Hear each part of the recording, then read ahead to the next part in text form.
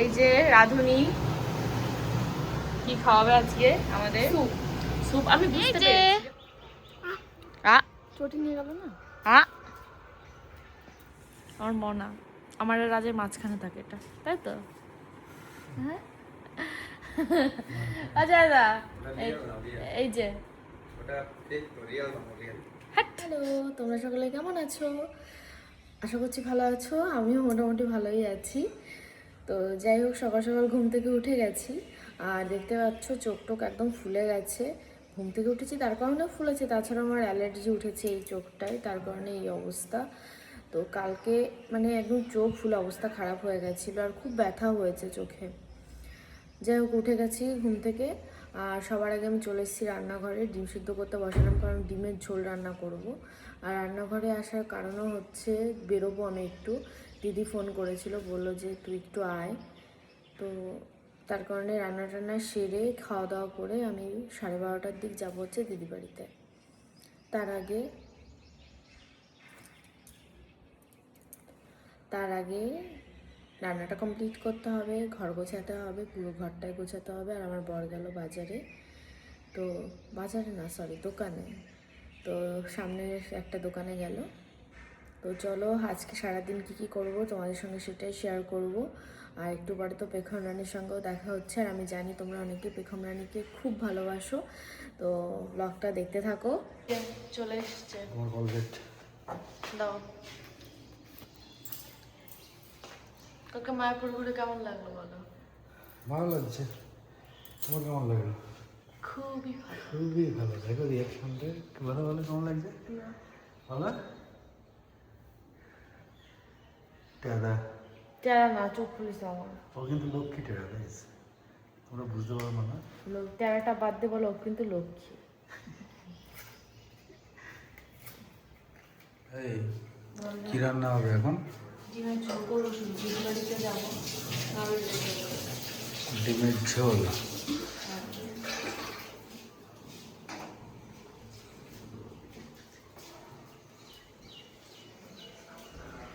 মাংস নিয়ে এসে তবে রান্না করবে। মাংস তো খেয়েই যাচ্ছে, আমি কিন্তু প্রচণ্ড মাংস খাই বলো। মনে ধরে তাড়াতাড়ি হচ্ছে আমি হুম, অসুস্থ হয়ে। এই যে রসুন কি কালো কালো করে এগুলো ছত্রাক পড়েছে। ছত্রাক।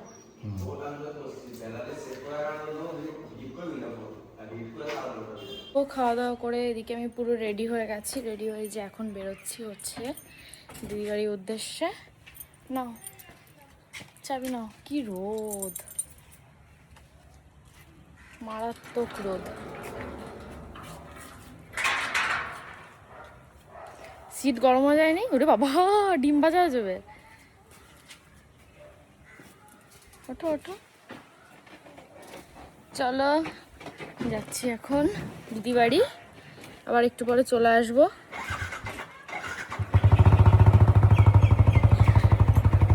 তো চলো গিয়ে দেখা হচ্ছে একবারে।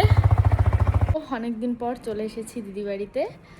তো পেখম রানী খুব কান্নাকাটি করছিল, আর আসার সঙ্গে সঙ্গে আমি ওর সঙ্গে একটু খেলা করছিলাম। তো ওকে নিচে নিয়ে গেল, আর দিদি এদিকে কী বানাচ্ছে নিচে ভগবানই জানে। আর এতটা গরম, তাই আমি উপরে সেই যে বসেছিলাম, আর এতক্ষণ ব্লগ বানাইনি, কারণ পেখম রানীকে একটু সময় দিচ্ছিলাম, ওর সঙ্গে খেলছিলাম। ব্লগ তো সবসময় বানাই, তাই ভাবলাম যে একটু খেলে নিই ওর সঙ্গে, পরে ওকে দেখানো যাবে। তো ও কান্নাকাটি করছিল কারণ দিদি নিচে, তাই ওকে নিচে দিয়ে এলো দাদা, মানে দাদাও রয়েছে, আর আমি একা এখন ঘরে বসে আছি। এবার দেখা যাক দিদি কি বানাচ্ছে আমার জন্য স্পেশাল। বললো যে দাঁড়া, তোর জন্য একটা স্পেশাল খাবার বানাবে, কি বানাবে ভগবানই জানে, দেখা যাক। তো এই যে দিদি বানাবে স্যুপ, কিন্তু এই একটা আমার বান্ধবীরা অনেক আমাকে হেল্প করছে। এই যে কত কিছু করে দিয়েছে। পূজাদি একটু তাকাও, ও দিদির বেস্ট ফ্রেন্ড, এই যে দুই পূজা। আর ওই হচ্ছে বেস্ট ফ্রেন্ডের বোন। হ্যাঁ, ওটাও বান্ধবীর মতো পুরো। কি খাচ্ছ? আর আঙুল তোরা খাচ্ছিস না কেন? দাঁড়া দাঁড়া দাঁড়া। তোর কি আজকে এটাই স্পেশাল মেনু এই ও তিনটে অতিথির জন্য? কি বলতো, আরো স্পেশাল করতে পারতাম, কিন্তু মেয়েকে নিয়ে ডাক্তার কাছে যাবো। ও তাই তো, 4টের সময়। গাইস এই যে টাকা দি, এই যে রাধুনি কি খাওয়াবে আজকে আমাদের? স্যুপ। আমি বুঝতে পেরেছি রে, বারবার বলতে হবে না। তুই কি খাওয়াবে বললি তাই আমি তো বললাম। ও আচ্ছা, ভালো আছিস? হ্যাঁ এরকম আমি জানি, আমার ফোনে এরকম করা যায়। তো এদিকে দিদি রান্না করছে, আর আমি নতুন একটা জিন্স পরেছি, বারবার আমার মাথা থেকে খুলে পড়ে যাচ্ছে। আমি ভেবেছি এখানে এসে আমি চাপাবো, কারণ দিদির মেশিন আছে ছোট্ট একটা, বাট সেটা সম্ভব হয়। মানে এই দেখ, আমি তো জিন্স এখনো পরিনি না, এত মোটা কাপড় তারপর দেবো। এটা ধরে রাখতো হবে কিনা এইখানটায়। দেখে বোঝা যাচ্ছে এইখানটায়, তো এখানে আরো মোটা। বাবা এই যে, না না ভালো হয়েছে, দেখেই বোঝা যাচ্ছে।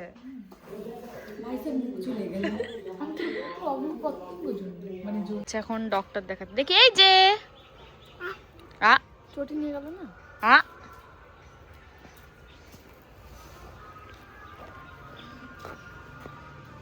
এখন আমি বেরিয়ে যাচ্ছি। হ্যাঁ টাটা বেখান। এখন চলে যাচ্ছি দিদি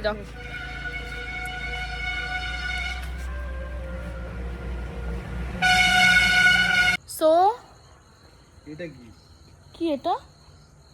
ইমা, এটা আমার কাছে রেখে দাও, নিয়ে যাও এটা। ওটা ওঠাও, ওটা ওঠাও। এটা লাগানো যাবে না? না, ভেঙে গেছে। কবে ভাঙলো? কি জানি। ওর জন্য ফেলে দিয়ে গেছে না? এটা তোমার আয়না হয়ে যাবে।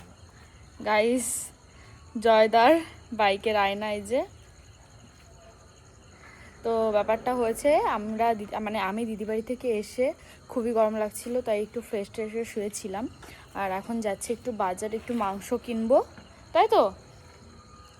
ইমা, আমি টাকা আনিনি তো, আমি আইসক্রিম খাবো।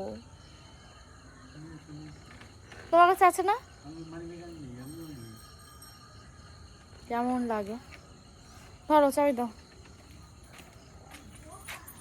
তোমার টাকাটা নিয়ে এসো আর আমার মানি ব্যাগটাও নিয়ে এসো। তো মানি ব্যাগ ছাড়া আসলে কেন? আমার খেয়াল নাই। খেয়াল নাই। তো দিদি বাড়ি থেকে আসার পরে ফ্রেশ ট্রেশ হয়ে একটু রেস্ট নিচ্ছিলাম, যেহেতু রোদ্রের মধ্যে বেরিয়েছিলাম। আর এখন আমি আর আমার বর মিলে যাচ্ছি হচ্ছে বাজারে, একটু মাংস আনবো, রান্না করব, হাঁসের মাংস। তো দেখা যাক কি কেনে, যাচ্ছি তো মাংস কিনতে, আবার দেখা যাক। সারাদিন দৌড়াদৌড়ি ভালো লাগে না আমার আর। এই করো ওই করো, এমনি 4-5টা দিন দৌড়াদৌড়ি করছি। একবার ব্যাংকে চলো দুপুরবেলায়, গরমকালে দুপুরে আমার বেরোতে একদম ইচ্ছা করে না। আবার বনগা চলো, বাড়ি আসো, বাজারে যাও, 2 দিন ব্যাংকে গেছে। নাও তোমার মানি ব্যাগ। তো চলো, এই যে আমার বরের মানি ব্যাগ, টাকাটা রাখো। আর এখন যাচ্ছি আমরা বাজারে, দেখি বাজারে গিয়ে কী কিনি। সো চলে এসেছি কিন্তু বগুলা বাজারে মাংস নিতে। তো সবার আগে মাংসটাই নিয়ে নিচ্ছি, আর নেব কিন্তু হাঁসের মাংস। তো আমরা সেরকম একটা চিকেন খাই না, বেশিরভাগ হাঁসের মাংসটাই খাওয়া হয়, তার কারণে কিন্তু রাজ এদিকে হাঁসের মাংসই নিয়ে নিচ্ছে, দেখতে পাচ্ছ। আর এদিকে আমরা ওয়েট করছিলাম কখন দেবে আমাদের মাংসটা। সো আমি বাজার থেকে বাড়িতে চলে এসেছি, আর এখন আমি যাব হচ্ছে মাংস রান্না করতে।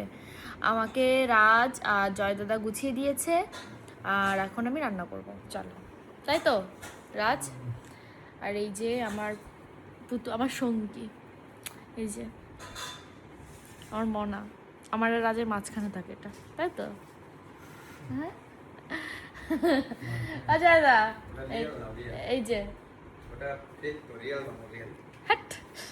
দেরি আছে। তো চলো, এখন যাচ্ছি রান্না করতে হাঁসের মাংস। কই আসো। তো এদিকে আমাকে সব গুছিয়ে দিয়েছে, আর এখন আমি হাঁসের মাংস রান্না করব। রান্নাঘরটা একটু এলোমেলো আছে, তো চলো। আমার ফোনটা সুইচ অফ করে চার্জার করে কারেন্ট থাকবে না। তো এই যে আমি হাঁসের মাংস রান্না করেছি, বাট এখান থেকে অনেক নিয়েছে আমার বর, ওরা কষানো খেয়েছে, তাছাড়াও রান্নার পরও নিয়েছে, ওদের খাওয়া কমপ্লিট। আর এখন এটা রয়েছে, এটা আমি খাবো, কিন্তু এতটা আমি খেতে পারবো না, যতটুকু পারি খাবো, বাকিটা ফ্রিজে রেখে দেবো, যেহেতু অনেকটা মাংস হয়েছে। আর সকালে রেঁধেছিলাম ডিমের ঝোল, রয়েছে ভাত অল্প বেঁচে গেছে, ভাত আমি রান্না করে ফেলেছি। তো আমার রান্নাবান্না কমপ্লিট, আর এখন আমি খেতে বসে পড়েছি। তো চলো খাওয়া দাওয়া করি রাত্রের। আর জানি না মাংসটা কেমন হয়েছে, কষানোর সময় খেয়েছিলাম, দেখা যাক। আর সকাল সকাল উঠতে হবে কালকে, কারণ কালকে যাব আমি কলকাতা, তাই তো চলো